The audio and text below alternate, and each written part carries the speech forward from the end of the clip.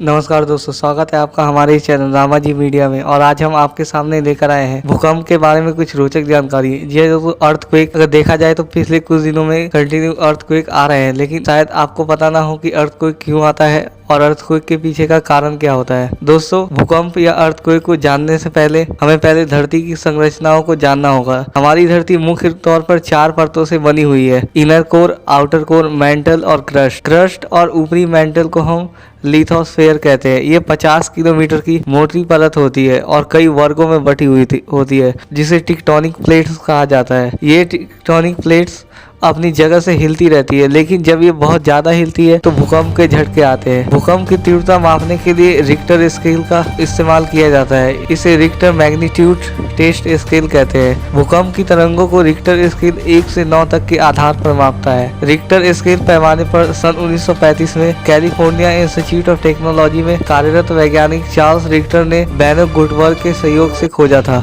इस स्केल के अंतर्गत प्रति सेकंड भूकंप की तीव्रता 10 गुना बढ़ जाती है और भूकंप के दौरान जो ऊर्जा निकलती है वो प्रति स्केल 32 गुना बढ़ जाती है। इसका सीधा मतलब ये हुआ कि 3 रिएक्टर स्केल पर भूकंप की जो तीव्रता थी वो 4 स्केल पर 3 रिएक्टर स्केल का 10 गुना बढ़ जाएगी। रिएक्टर स्केल पर भूकंप की भयावहता का अंदाजा इसी बात से लगाया जा सकता है कि 8 रिएक्टर के पैमाने पर आया भूकंप 60 लाख विस्फोटक से निकलने वाली ऊर्जा के बराबर होता है। भूकंप को मापने के लिए रिएक्टर के अलावा मार्कोनी स्केल का भी यूज किया जाता है, पर इसमें भूकंप की तीव्रता की बजाय ताकत के आधार पर मापते हैं। इसका प्रचलन कम है क्योंकि इसे रिएक्टर के मुकाबले कम वैज्ञानिक माना जाता है। भूकंप के कारण होने वाले नुकसान के लिए कई कारण जिम्मेदार होते हैं, जैसे घरों की खराब बनावट, खराब संरचना, भूमि प्रकार, जनसंख्या आदि।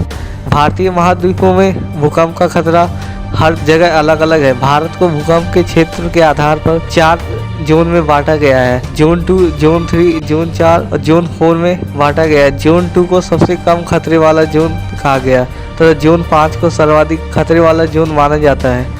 उत्तर पूर्व के सभी राज्यों जम्मू कश्मीर, उत्तराखंड, हिमाचल प्रदेश के कुछ हिस्से जोन 5 में आते हैं। उत्तराखंड के कम ऊंचाई वाले हिस्सों को लेकर उत्तर प्रदेश के ज्यादातर हिस्से दिल्ली जोन 4 में आते हैं। मध्य भारत अपेक्षाकृत कम खतरे वाले हिस्से जोन 3 में आता है, जबकि दक्षिण भारत ज्यादातर हिस्से सीमित खतरे वाले जोन 2 में आते हैं। हालांकि राजधानी दिल्ली में ऐसे कई इलाके जो जोन 5 की तरह खतरे वाले हो सकते हैं। इस प्रकार दक्षिण राज्यों में कई स्थान ऐसे हैं जो जोन 4 या 5 के जैसे खतरे वाले हैं। दूसरे 5 जोन में भी कुछ इलाके ऐसे हैं जहाँ भूकंप का खतरा बहुत कम है और वो जोन 2 की तरह कम खतरे वाले हैं। भारत में लातूर जो महाराष्ट्र में आता है, गुजरात का कच्छ, जम्मू कश्मीर में बेहद भयावह भूकंप आ चुके हैं। इसी तरह इंडोनेशिया और फिलीपींस के समुद्र में आए भूकंप से उठी सुनामी भारत और श्रीलंका और अफ्रीका तक लाखों लोगों की जान ली थी। भूकंप की तीव्रता का अंदाजा उसके केंद्र यानी कि एपिसेंटर से निकलने वाली ऊर्जा के तरंगों से लगाया जाता है। सैकड़ों किलोमीटर तक फैली इस लहर के कंपन होता है और धरती में दरारें पड़ जाती है।